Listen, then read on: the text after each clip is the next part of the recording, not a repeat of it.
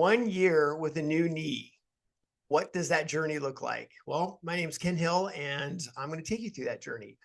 And I'm going to take you through it because when it came time for me to get a new knee, honestly, I was pretty nervous about it. And yeah, you can watch all the gross surgeries and you can see some of the other people's journeys, but in my world where I basically have to perform at a high level, I teach people how to race motorcycles and how to race cars on track. And yeah, I use my body a lot. And whether it's being on track up to 100 days a year, whether it's cycling, I didn't cycle a lot the last 2 years before my knee, but before that, I was riding my bike anywhere between 4 to 8,000 miles a year.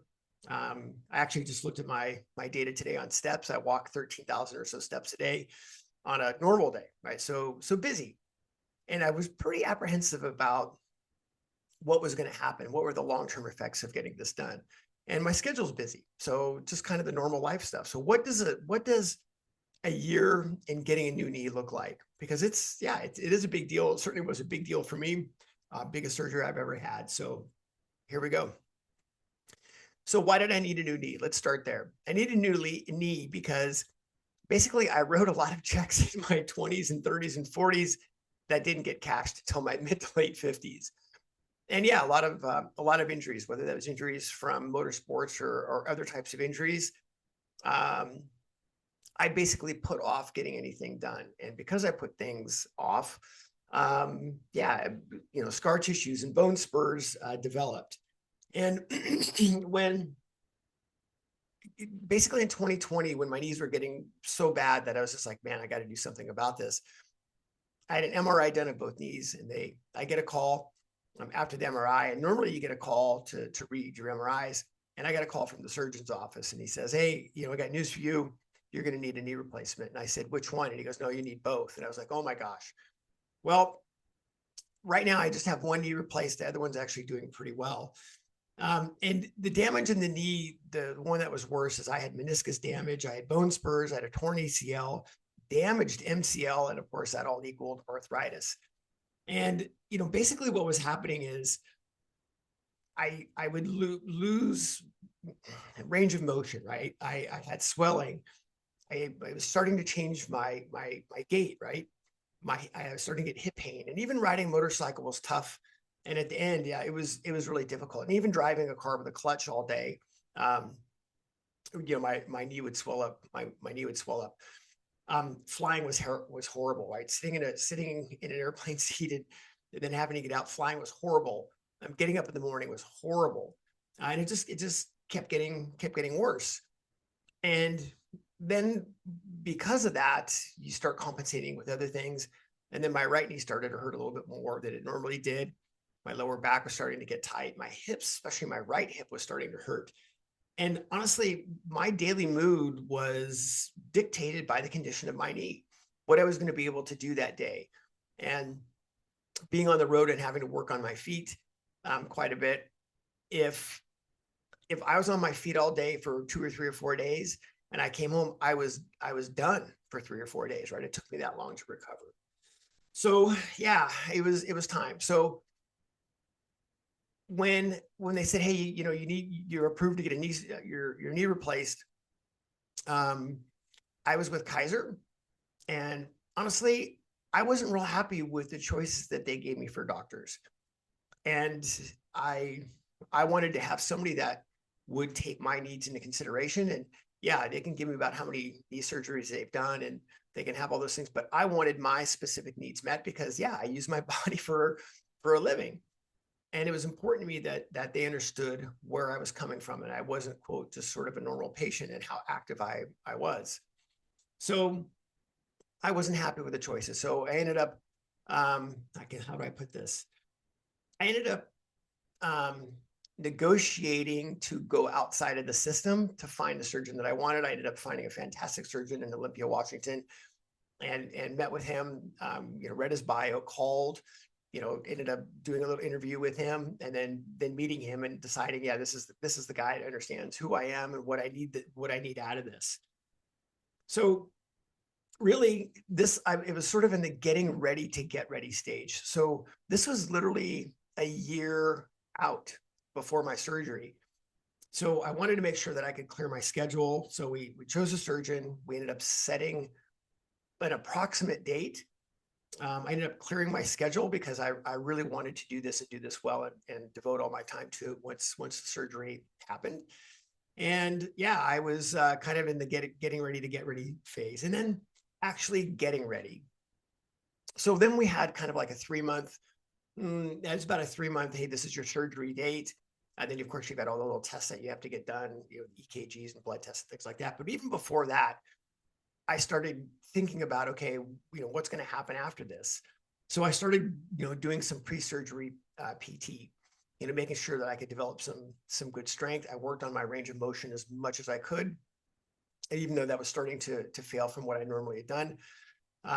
And usually, and before this, I was pretty flexible. I did a lot of yoga for many years, and so I was pretty flexible and understood what flexibility was all about, as well as some training as well. But bottom line is, I basically prepared for my surgery by doing a bunch of pre-surgery PT. And as the surgery date came close, it was also creating the right environment. So, for instance, the ice machine. Oh my gosh, what a savior! The ice machine. So basically, the ice machine is something that goes over your knee. It goes into a cooler. It circulates cold water or ice, through it, and really reduces swelling. So I made sure I had one of those. Made sure the environment that I was in was easy to access, no tripping hazards, no stairs, things like that. Made it really simple. Also made sure that the PT that I chose, because you have got to go to PT after your surgery, that was close. And then making sure that I had the at-home PT equipment beforehand, right? So I understood sort of what some of the exercises were before the surgery, and started to actually do them before surgery. So surgery date, here we go. Yeah, pretty interesting. I didn't want a robotic surgery. I wanted again somebody to actually put their hands in there and work on it. So, and again, my doctor, he was absolutely fantastic. So I walked in at 11 a.m. and I walked out with a new knee, total knee replacement at 5:30 p.m. And I walked out, drove home. And of course, I was curious what they found, because it's like, this has caused me so much hell for so many years. What did they find? And his answer was interesting. His answer goes, nothing really stood out. It was all bad. So yeah, I'm glad that at that point I was kind of glad that it got done. So all right, surgery's done. Awesome, right? Well, okay, let's talk about the first 24 hours. First 24 hours. Yeah, I mean, first 24 hours. Bottom line is, nerve blockers rule. I thought, dude, this is cake, right? This is not that bad. I can't believe it's like, okay, everybody talks about it. I mean, I was walking pretty well. Um, the next morning I was even walking pretty well. I slept pretty well the first night. Yeah, it was hard to get comfortable, and the prescription meds at first seemed okay, right? Hey, this is fine. So the first night wasn't bad. And guess what? Then the nerve blocker wears off, and it's like getting punched in the face. So yeah, the first 2 weeks. So the first 2 weeks, the tourniquet on my quad was nearly worse than anything else. So where they placed the tourniquet, how my quad was affected by that was unbelievable. How difficult that was and how long it took to come back from that. So the tourniquet on my quad was brutal. Sleep. So they mentioned sleep. Oh yeah, you're probably not going to sleep that great. We might give you something for it. Do your best to get comfortable. Okay, cool, no problem. No one mentioned that you basically are going sleepless for weeks, for a couple weeks at a minimum, meaning you can just never get comfortable. So, getting in and out of bed and, swinging your legs over, there's nothing that can prepare you for how your total body is affected for that. And yeah, very, very, very difficult. So sleep was actually worse than any pain. I didn't really feel like there was a lot of pain. There was discomfort. But yeah, the sleep was beyond brutal. So if you're getting this done, be basically be prepared for no sleep and make your environment as good as possible for sleep. And yeah, the whole thing's right. Pillows on your side. I get all that. But yeah, sleep was a big problem. Yeah, meds. Yeah, of course, they give you prescription meds. They made me incredibly sick. I was off of them in 2 days. I had real trouble with them. And for somebody that doesn't really take anything, pretty unbearable for me. So yeah, they made me really sick. And yeah, I went off of prescription meds after 2 days. Um, my first PT was 6 days after, and I drove myself. Wasn't seem that at that point, honestly, didn't seem that big a deal. They get, they make you have a walker. So I got the walker, and I never used it. I used it getting out of the hospital because I had to. They want to see you, use it. But I never used the walker. So I drove myself to PT at 6 days. And yeah, actually the PT was great. I had a great physical therapist, and it really opened my eyes to what some of the shortcomings were, and honestly how the damage to my knee had been so chronic that it caused other problems, right? My extension was a problem. Of course, my flexion was getting worse. I'm used to having very good flexion from yoga, but it was definitely going to be a problem. But the extension was surprisingly a problem. And they let me know, of course, in the surgery that when they test your knee, of course your kneecap's not attached, but when they test your knee, right, for full range of motion, they know it gets full range of motion. So that wasn't the issue. The issue was all the damage, right? You have to remember, you're getting a new knee, but you're still attached to all the muscles that are screwed up, tendons that are screwed up at that point, and you've got to retrain them. That was a really good lesson for me, that even though my knee is new, I have a lot of healing to do from the surgery, but also retraining of those muscles and tendons and ligaments and whatever the hell else this stuff is. So yeah, so I got a great evaluation, and they gave me some customized exercises to do, and I was pretty religious with them. Yeah, I started at home PT at 7 days, and I was religious doing them 2 times a day. Not very fun, but that's really where the improvement is. My flexion and extension were not great. And honestly, at the end of kind of the second week, I was thinking, man, this just isn't improving a lot. Did I make a mistake doing this? And yeah, normally I'm pretty optimistic, and obviously I'm driven to making improvements, but it wasn't improving a lot. And I was starting to doubt things a little bit. But yeah, overall, my thoughts here was the first 2 weeks were kind of a blur. And I just remember honestly being overall pretty miserable. And it was miserable because I couldn't sleep, and it was miserable because I really just wasn't seeing any initial improvements. And of course, this is incredibly invasive surgery. And yeah, being sort of a dumbass guy, I just didn't have a lot of patience. So, all right, first month, sleep wasn't kind of better. It was getting better, but really not better. PT was improving though, right? So starting you come in and you're like, oh my God, I got 2 more degrees of flexion. This is awesome. Or my extension, right? A little bit better. So that was improving. And, my point of reference for just sort of not only my mental health, but my physical health is cycling, right? So I've been a cyclist for a really long time, and cycling is a big point of reference for me. So getting back on my bicycle was just a huge motivator for me. And I was able to pedal a full circle at 2.5 weeks, but it was rough. It was rough.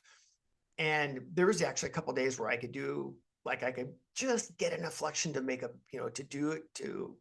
make a complete circle. And the next day I couldn't. So a little bit frustrating there. But yeah, basically at 3 weeks, I could pedal 20 minutes and then 30. And then, sort of kind of at the end of the month, I was up to an hour of very light pedaling. So to be clear, this was very slow, very low output cycling. This was just basically making circles and getting circulation going and getting things going. And range of motion, yeah, it was better, but it was definitely slow going. And I feel like, okay, cool, this is great. I'm able to pedal. Tomorrow will be better. And I get back on my bike in the next day and realize that I got to kind of start all over again, getting things warmed up. So yeah, that was rough. PT was going very well. They were pretty happy with the stuff that they were giving me. And actually, I stopped going to PT at 6 weeks. So at 6 weeks, they said, "Look, you're doing great. Keep doing this stuff. You're going to be fine." Okay, 2 to 6 months. So 2 to 6 months, sleep was starting to get better finally, right? So it was finally starting to getting a little bit better of a routine, starting to sleep through the night. So that was getting better. And what you can do is really dictated by the swelling. If you did too much, yeah, it would just basically puff out, and then your range of motion would be compromised. Strength wise, it was actually doing well. I mean, I was doing, I could do squats, and, stand on one leg and do all that stuff. So that was doing fine. But if you did too much, it basically would swell, and that was it. You'd have to wait. I went back to work basically at the track on my feet, working at 2.5 months. And it did surprisingly well. It did swell, but it stopped. Where normally what would happen is my knee would just keep getting bigger the entire day, and here it would kind of swell to maybe like a 10% deal, and then it would stop. It would just kind of stay there, and then next morning it would feel decent. So flying wasn't as painful. I know that sounds silly, but flying was hell, where getting up out of your seat and having being trapped in the seat and getting out of it in those first steps was hell. So flying wasn't as painful for sure. I was now actually bicycling quite a bit. I was pedaling about 125 to 200 miles a week, and my power wasn't great, but it was slowly improving. I was on a motorcycle at 5 months, and I certainly could have done this earlier. I actually did some car days before that, using a clutch and all that stuff. And I could have done it earlier, but when I did get on a motorcycle at 5 months, I was surprised. It wasn't as good as I thought it was going to be. I thought, okay, yeah, this is going to be great, but yeah, there definitely still was some lack of strength when your knee was compressed, right? So that was definitely something that I was going to have to work on a little bit. So it was great. Yeah, and for sure, there was a difference at 6 months in overall comfort and range of motion. And yeah, I got a little bit lazy with PT. I was really focused on riding my bike. It was just something that I hadn't been able to do well the last couple of years, and my mileage had dwindled to almost nothing. So I was pretty jacked up to pedal. It was just such a freedom for me. So I was doing a lot of pedaling. Some other couple things, right? So my hip and lower back really weren't improving. So this was also a little bit of a surprise. My right knee now, so what's interesting is my right knee got better because I wasn't relying on it as much, but my hip and lower back, my right hip and my lower back really weren't improving as much as I thought. Now, part of that, of course, is cycling. It's kind of one-dimensional, but I thought I'd see some improvements there, and I didn't. So the big note that I have here at kind of at the end of 6 months was I really did understand how pissed off my body was. So it's like having this thing that's dictating your life, how much inflammation it kind of brought to the rest of my body. And that was we'll get to what I'm doing about that now. But yeah, basically, yeah, there's just a lot of inflammation in there, and you don't realize how much it is until it's happening. So, all right, so 6 months to a year. The good. Yeah, I mean, it just keeps like every day is a little bit better. And you think after 6 months, it should be good to go. So I had kind of a weird improvement at about 8 to 10 months, meaning, yeah, there were days where I never knew I had a knee replacement, and just everything was easier. Like you realize at the end of the day, it's like, holy crap, I had a knee replacement, and I didn't even think about it today. I mean, that's the best compliment that I can give my surgeon. Yeah, it was fantastic. Cycling power was getting closer back to normal. Even my sprint power was still a little bit low, but my sprint power came back. Walking, rucking, no factor, 0 factor. I was back on PT, and realizing that I got to stick with PT, and making sure that I keep up on the strength. And yeah, strength overall, honestly, is vastly improved. Balance is really the big thing now that I'm not compromised there. Yeah, on a motorcycle, so much better. I'm able to use my feet more effectively, where before I was definitely compromising with using my arms a little bit more. So on a motorcycle, yeah, honestly, things were I was it was really fun to ride a motorcycle again, instead of being in agony. And yeah, my good knee even feels better. So yeah, nice little improvement there. My good knee feels better. So the not so good. Yeah, not so good. Lower back and hips not improving. So that's something that sort of surprised me a little bit, as I thought that, hey, I'm back to cycling, I'm exercising, I'm doing PT stuff, but my hips and back are still like kind of tight. And yeah, just not as good as I thought it was going to be. My extension actually ended up being really good, but my flexion was still pretty limited. I mean, not that big of a deal, but I was also being a little bit of a lazy ass with it. Okay, so here we're at. So what am I doing about it, and what are next steps? Well, I have to look at this as at my age, right? So I'm 60. I've turned 60, and I have to look at this as what's good for my overall health. Well, I love cycling, and cycling is great. And again, my goals. I'll be at my goal this year for 5,000 miles. But cycling is making me a better cyclist. It's not making me better overall health, and that's actually contributing this to, say, my hip and my lower back. I still do consistent PT, even if it's 5 minutes a day. I'm doing something PT wise, and I put that in my schedule. But what I have to do is I had to step back from cycling a little bit, even though I love it. Is I'm back to doing yoga, right? So I mentioned I did yoga quite a bit, and so I'm back doing yoga. I do hot yoga. It's 90 minutes of hell. And what hot yoga is about is, it really works your core, it works your legs. It's obviously great for flexibility. It's great for mindfulness training, because you've got to be focused. In your hot yoga is 105 degrees, decent humidity. It's a horrible environment, but yet it's being able to be present. It's having deliberate focus and having execution in an extreme environment. But what that has done in just the month that I've been back, now I'm going 2 to 3 times a week, is, yeah, I'm hips have already improved. My flexion is coming back on my new knee. So I'm actually able to do everything but kind of, I'd say, 1.5 poses. So that surprises me. My strength is absolutely much, much better than it was before. So yeah, yoga's been great for me. And I think that's going to have to be kind of the new norm for me, is, making sure that I'm looking at this as my overall picture, my overall health, and not just sort of one-dimensional with the cycling. Cycling's great. I love it. But at where I'm at, and having to still recover from these previous injuries, that's just something that I'm gonna have to stick with along with the other PT stuff. So, knee journey. The bottom line is, yeah, I wish I got it done earlier. Everybody says that. I've yet to talk to anybody that regrets having their knee done when they needed it.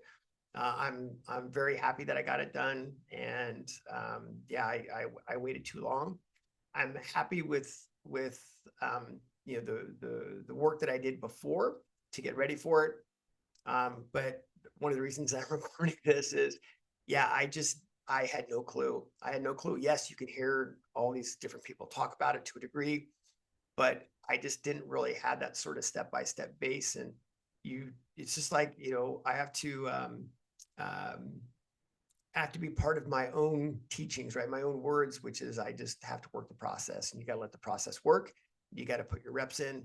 And if you put your reps in and you're consistent about it, yeah, the improvement's going to come. So there you go. There's my knee journey. So if you're getting one done, best of luck to you. And of course, if you have any questions, please reach out.